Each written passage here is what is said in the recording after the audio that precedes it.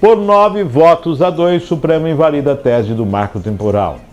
O Supremo Tribunal Federal julgou a inconstitucional a tese do marco temporal para a demarcação de terras indígenas.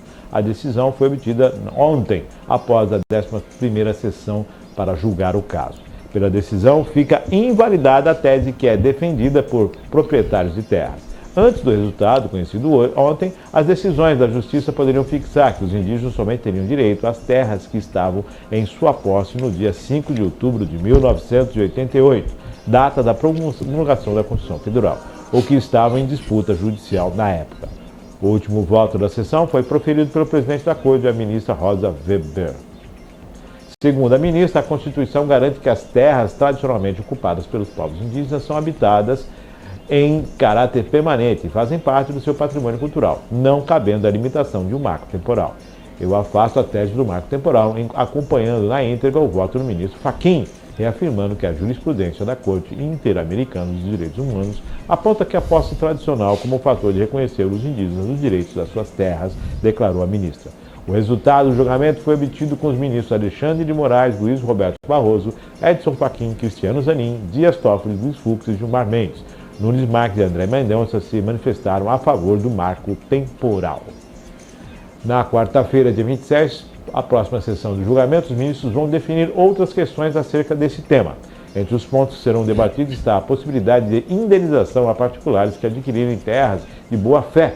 Pelo entendimento, a indenização por benfeitorias e pela terra nua valeria para proprietários que receberam do governo títulos de terras que deveriam ser consideradas como áreas indígenas. O processo que motivou a discussão trata da discussão pela posse da terra indígena, a TI Ibirá, da tribo Ibirama, em Santa Catarina. A área é habitada pelos povos Xolenque e Caigangue e Guarani.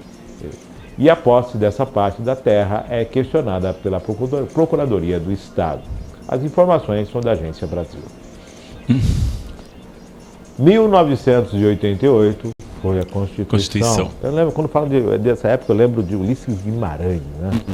Conseguimos, estamos entregando ao povo, Marco é E a Constituição definia que, a partir daquele momento, as terras que os índios estavam ocupando se tornavam deles, a questão judicial permanecia, né? Também era isso, e os demais casos não. Agora o Supremo define que isso não está valendo. Atropela a lei. Cria-se uma situação. Quer dizer, como é que fica agora isso?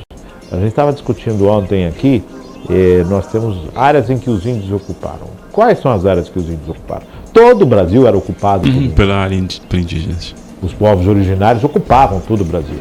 A área da Uzi Minas tem um sambaqui. Então, a Uzi Minas era a antiga Cosipa, que era uma estatal, que era uma área do governo. Então, tecnicamente vira uma área indígena. Posso estar falando besteira aqui, mas a grosso modo seria isso? Tipo, teria que tirar a empresa para poder indenizar remanescentes, os descendentes da época. Agora, como é que fica isso? Que mexida foi essa, né? Quais são os pormenores que a gente não está entendendo? E é claro, a Constituição disse que, ponto. Aí o Supremo disse que não. Que o marco temporal esquece que foi promulgado e esquece o marco temporal. Esquece a Constituição. Eu vou buscar uma lei lá fora, mas peraí, e aí a nossa aqui que nós votamos e decidimos? Para a gente entender, a ideia hoje é que se de repente em 1990 tinha uma terra ali onde alguma fábrica trabalhava em volta e os índios invadiram, eles têm direito a essa terra, porque ele invadiu depois do marco temporal. Mas, Márcio, eu vou muito mais além. É um assunto muito delicado, é um assunto do marco temporal. A gente realmente vai ter que acompanhar, porque vai dar pano para manga, como todos os assuntos que a gente tem discutido aqui e que estão em voga nas discussões no país. Mas eu ouvi uma frase esses dias, Thaís Herédia, que eu acompanho, adoro, ela é uma economista fantástica e jornalista.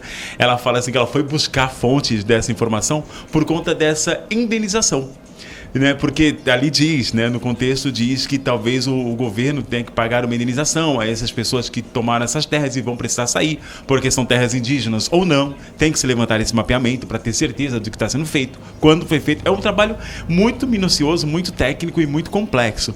Mas uma frase que para mim diz tudo. Eu até repeti isso ontem conversando, ela fala: ela foi perguntar para os ministros, para os caras que estão envolvidos com a economia no país, e pergunta como é que vai ser feito essa indenização. Porque a gente está na corda bamba, entre aspas, a gente tem muita dívida, muita coisa para fazer. E aí fala, não, calma, cada dia com a sua agonia. Essa foi a melhor resposta, cara. Com a pessoa que está lá dentro. Para você ver, cada dia com a sua agonia. Você percebe que não existe um estudo vamos pensar pautado. Em pagar, vamos ver se vai. Vamos ver se vai. Tudo bem, faz sentido? Faz, mas assim, é uma coisa que, tipo assim, qual o fundamento que se tem para se levantar tudo isso e principalmente essas indenizações, porque não vão ser poucos, não vai ficar barato para o Brasil. É bem complexo. O que eu entendo, muitas vezes se fala o seguinte, não vai ficar barato para o Brasil. Parece que eu estou pagando para alguém que não é brasileiro. Não, e a gente na verdade... Entende? O índio, os povos originários, eles têm o direito, sim. E isso tem que ser resguardado.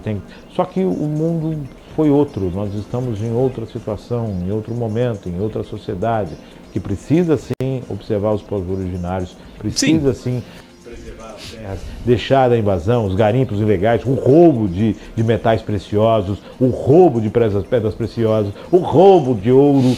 Toda essa situação precisa ser vista e dado aos índios a condição. Claro. Tem muita coisa saindo na internet agora, fala sobre o que as tribos recebem do governo federal, por cada pessoa, isso, aquilo. Tem muita coisa, tem muita informação vindo aí. Então é necessário que muita coisa que vem à tona agora se filtre, se observe, se tenha um cuidado para poder se expressar e até formar uma opinião.